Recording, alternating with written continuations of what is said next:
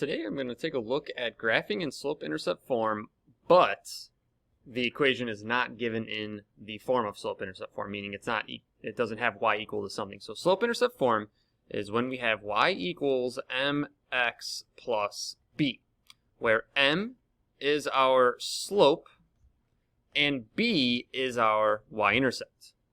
So m indicates our movement going up or down, right or left, and then the b indicates our y-intercept.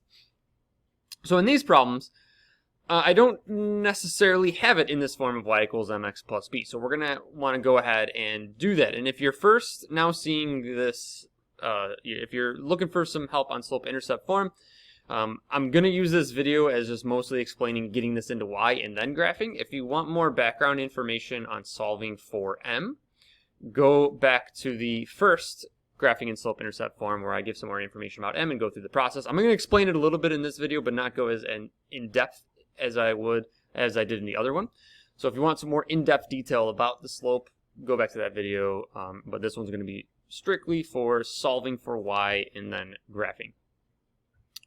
So this is the form that I want this in, y equals mx plus b. So I want this y by itself. Well, how do I do that? It's just like solving equations. And you don't want to get thrown off by like, oh, this is 2x, so I have to do something weird here. Like, no, just solve for y. So how would I do that? I would subtract 2x from both sides. That leaves me with 3y equals, and when I subtract, I don't do 9 minus 2x because they are not like terms, so I want to write this as negative 2x plus 9. And the reason I'm writing it like that is because I want it in slope-intercept form, mx plus b. So I want the slope plus the b. So I want negative 2x plus 9. Now I want to get y by itself, so I want to divide by the 3. And when I divide one side by 3, I want to divide everything on the other side by 3. So I'm going to divide all of this by 3. So y equals negative 2x over 3 plus 9 over 3 is 3. So now it is in y equals mx plus b form. So let's go ahead and identify each piece. In this problem, my slope now is negative 2/3. And when we have a negative, remember we want to either put the negative with the top or the bottom. We do not put the negative with both top and bottom. We put them with one or the other. So I'm going to throw the negative with the top. Since my negative is with the top, and here's just a little bit of some background information on slope. Our slope is our rise over run. So that is our up and down movement, the top number, over our right to left movement, the bottom number. So when our top number is positive, we go up. When our bottom number is positive, we go right. When our top number is negative, we go down. And when our bottom number is negative, we go left. So in this example, I have negative 2/3. Negative 2 is on top. That means we're going to go down. Our bottom number is positive, so we're going to go right. So that means I'm going to go down 2 units to the right 3 units. And then our y-intercept here is 3, so this plus 3. This is going to be our y-intercept. This is our begin point, our starting point. That's where we're going to put on the graph and use that point to then travel using this slope. So I'm going to go to positive 3 is my y-intercept right here. My slope is down 2 over 3, so I'm going to go down 1, 2, to the right 3, 1, 2, 3. Down 2, 1, 2, to the right 3, 1, 2, 3.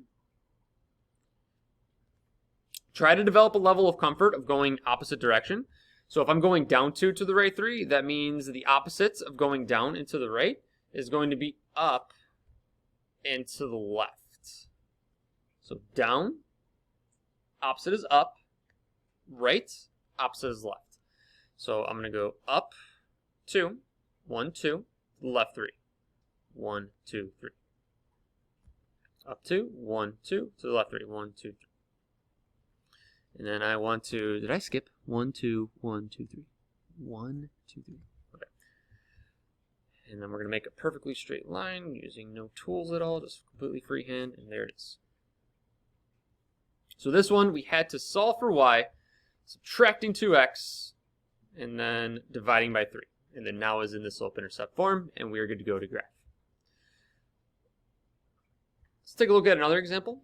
I have negative x minus 2y equals 4. So still, I want it in the form of y equals mx plus b. So I want to get y by itself. How do I get y by itself? Well, I want to get rid of this minus x and move it over to the other side. What's the opposite of subtracting x? That is adding x to both sides. So I get negative 2y. Here's a huge potential mistake people make. This negative 2y. I want to bring that down as negative 2y. So it's like minus 2y. So then writing that would be negative 2y. Equals. And I added x to both sides. And I want to keep this in slope-intercept form. So x plus 4.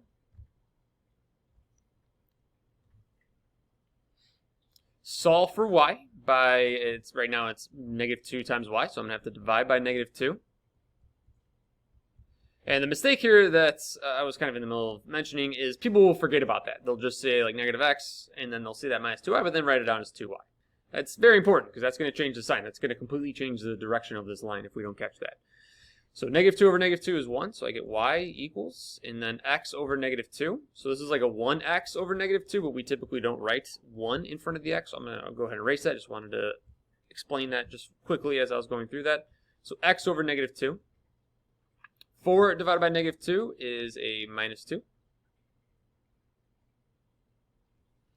Let's go ahead and identify each piece of this puzzle here. So the slope is going to be positive 1 over negative 2. The way I have it written like this, I have just positive 1 over negative 2. Now we can have this as negative 1 over 2 like that, where the negative's out in front, and that's probably the more technical way that we could write this. But since I was just going through divided by negative 2, I kept the negative on the bottom. And we probably want to just put this out in the front if we were, here's the equation. But you could put that as negative 1 over 2 or 1 over negative 2 for graphing purposes. It doesn't matter where the negative go for graphing purposes, but we would probably want to write it just out in front. More technicality there. So I'm going to go ahead and just rewrite this as, I'm going to write it right here. As negative x over 2 like that. But it doesn't matter. So since I already wrote it like this, let's just do that. Let's just deal with it with the negative on the bottom just to show you what that might look like. And then our y-intercept is negative 2. So the slope is positive 1 on top. That means we're going to go up 1. Slope is negative 2 on the bottom. So we're going to go up 1. Negative on the bottom means left. Let's go back a slide real fast. Bottom on the negative on the bottom means we go left. So we're going to go up 1 from negative 2. Let's first plot negative 2. We're going to go up 1 to the left 2. 1, 2. Up 1 to the left 2. Up 1 to the left 2. And then I will go opposites. So what is the opposite? Down and to the right. So down 1 to the right 2. Down 1 to the right 2. And then let's make our line.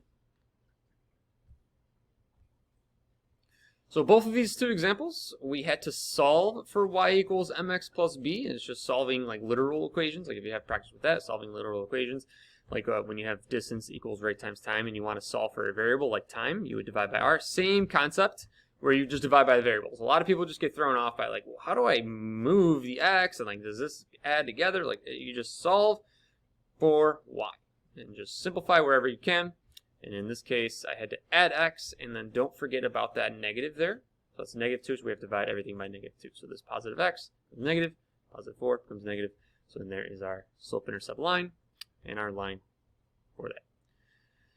Hope this helps with solving for y into the form of slope-intercept form.